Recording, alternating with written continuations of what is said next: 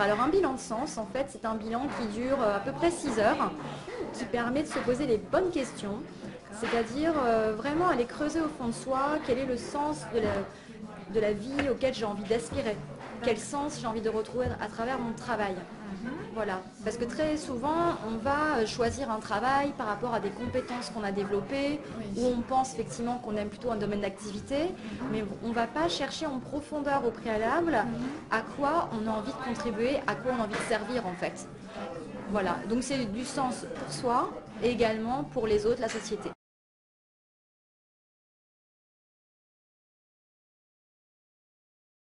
Moi avant j'étais responsable RH et puis je voyais plein de personnes qui ne se sentaient pas bien dans leur travail et c'était pas forcément lié à l'environnement de l'entreprise, c'était vraiment lié à est-ce que c'était en cohérence avec eux-mêmes. Donc j'ai commencé à me poser la question comment on peut aider les personnes à se mettre plus en accord avec elles-mêmes. Et là, je me suis intéressée au bilan de compétences et j'ai bien vu que les bilans de compétences, même si c'est voilà, ça a le mérite d'exister et ça a pu aider déjà beaucoup de personnes, je trouve qu'aujourd'hui, ça ne va pas assez loin pour notre génération. Par rapport aux questions que maintenant la société se pose, les personnes se posent, parce que plus on avance, plus l'être humain approfondit sa quête de sens, justement. Et je trouvais qu'il y avait un décalage avec le bilan de compétences qui se focalise plus quand même sur le passé, les compétences de la personne, que ses aspirations profondes. Et je trouvais que ça avait tendance aussi à laisser les gens dans des cases. Et voilà. Donc ça m'embêtait. Donc je suis partie un petit peu avec tout ça en me disant, bon, ok, qu'est-ce que je peux construire, créer comme méthode qui puisse partir de la personne pour vraiment l'aider à prendre conscience de ses motivations, de ses aspirations. Et vraiment faire du 100% sur mesure. Donc voilà comment j'en suis arrivée là. Oui, alors comment ça se déroule? Donc il y a d'abord une première phase, à peu près 3 heures, de questionnement. Donc alors ça n'a rien à voir avec les tests de personnalité. Ce sont des questions que moi je pose à l'oral à la personne. Et ce sont des questions qui sont très profondes, qui sont décalées, qui sont ludiques, et souvent des questions qu'on ne s'est jamais posées. Oui, alors en exemple sur lesquels vous pouvez méditer ce soir, si vous avez envie. C'est une question qui est assez dure, mais que je trouve en même temps essentielle. C'est tout simplement, si un jour voilà, vous êtes âgé et vous êtes sur votre lit de mort, à quoi vous avez envie de penser? Quelles sont les choses auxquelles vous aurez envie d'avoir pensé, d'avoir vécu dans votre vie?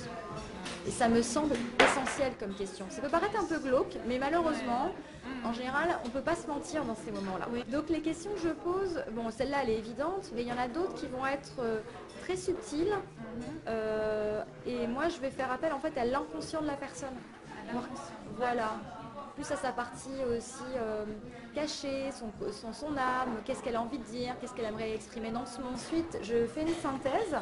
On fait la synthèse ensemble.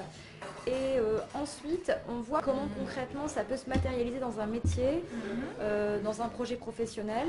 Si le métier n'existe pas, on peut le créer, on peut créer son entreprise, on peut créer son statut. Voilà, il faut être très créatif, donc c'est une phase très créative. On travaille ensemble pour aller plus loin dans la créativité des idées justement. Et d'ailleurs la dernière phase du bilan de sens, c'est de commencer effectivement à lever les freins. Parce que si on est au clair sur ce qu'on veut faire, mais que derrière on a encore ces doutes, ces blocages, ces limites, et ben on ne le fait pas.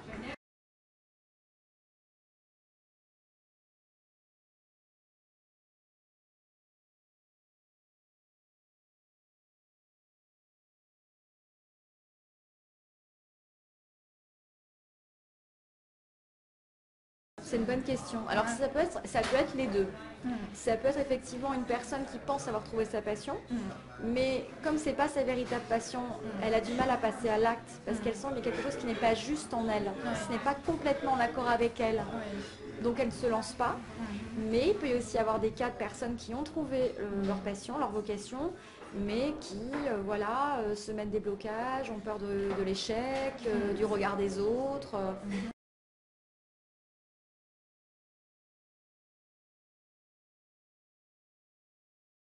Oui, ça, tout à fait. J'allais vous le dire. Beaucoup de clients qui me disent, voilà, mais moi, j'ai pas confiance en moi. Est-ce qu'il faudrait peut-être déjà que je commence par un travail sur la confiance en soi? Et moi, je dis non. On commence par votre vocation, parce qu'en trouvant votre vocation, je suis sûre qu'il y a plein d'éléments du manque de confiance en vous que vous avez qui vont partir.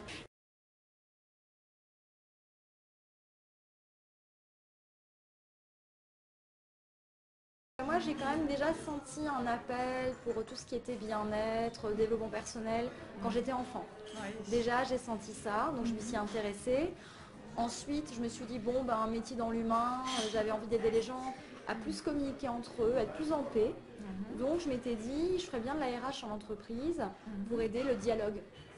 Donc, je suis partie en école de commerce. Ensuite, lors de mon école, j'ai eu des gens sur ma route qui m'ont complètement dissuadée en me disant la RH c'est complètement bouché, tu feras jamais un boulot intéressant en sortant d'école, etc., etc. À l'époque j'avais 20 ans, donc plus influençable, donc je me suis dit bon ben, dans ces cas-là je vais partir vers autre chose. J'ai commencé à travailler en marketing en me disant qu'au moins il y avait une part de créativité que j'aime beaucoup, que j'allais quand même retrouver. J'ai commencé à travailler, donc mon premier job, j'étais chef de produit à Hong Kong. C'était une super expérience, jusqu'au jour où on est venu me demander la validation d'une couleur pour un produit entre un vert ou un vert qui pour moi était la même chose, vraiment. Et là je me suis dit, mais en quoi mon travail influe positivement la société? Qu'est-ce que j'apporte? Est-ce que ça a du sens pour moi? Non. Donc j'ai décidé de rentrer en France. Au départ, j'ai commencé à regarder les offres d'emploi en RH en me disant bon bah je vais repartir vers mon projet initial, mais je sentais que c'était pas complètement ça. Donc j'avais déjà compris à ce moment-là que j'allais devoir créer mon propre métier. J'ai repris une formation d'entrepreneur qui m'a donné les bases pour créer mon activité plus tard. Et après, je me suis dit quand même, il faut que je passe par une expérience en entreprise pour comprendre comment ça se passe. Donc j'ai bossé en chasse de tête. Et ensuite, j'étais responsable RH à 25 ans. Je me suis vraiment éclatée, j'ai mis en place plein de nouvelles choses. Et au fur et à mesure, mon projet mûrissait. Alors voilà, j'ai toujours cet affect vers l'humain. En parallèle, je faisais des formations en développement personnel, en coaching. Et après, c'était clair que je voulais coacher, mais qui, comment. Et puis au fur et à mesure, les choses sont devenues de plus en plus claires.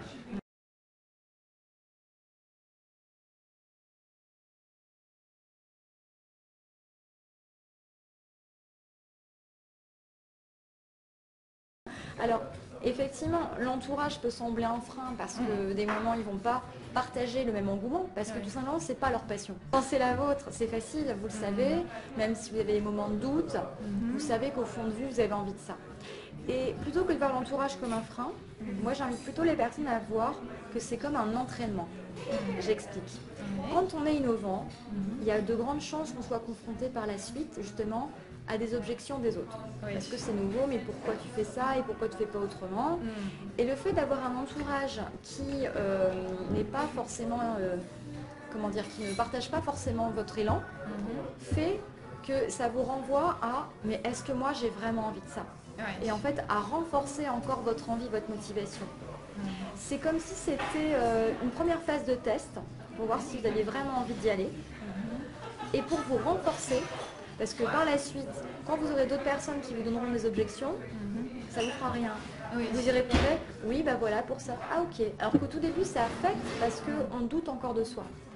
Donc, on peut voir cette phase, l'entourage qui n'est pas forcément en adéquation ou qui ne comprend pas forcément, comme un entraînement.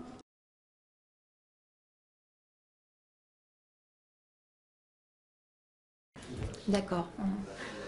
D'abord, il y a la recherche, il y a la réponse évidente, qui est j'aime faire du chant, je vais être chanteuse. Ça peut être une possibilité, mais je pense que c'est important de creuser plus loin.